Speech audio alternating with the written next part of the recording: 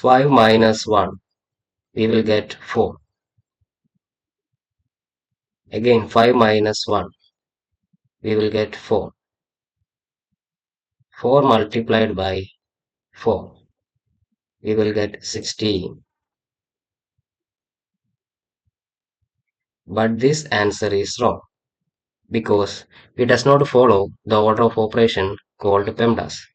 According to PEMDAS, parentheses have higher priority, then exponential, then multiplication and division have the same priority, then addition and subtraction.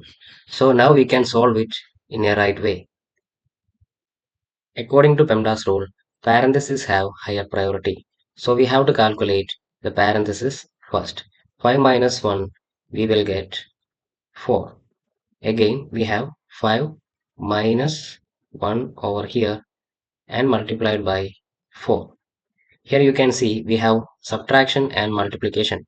According to PEMDAS, multiplication have higher priority than subtraction. So we have to calculate the multiplication first. So 1 into 4, we will get 4. We already have 5 here. 5 minus 4, we will get 1. 1 is the right answer here.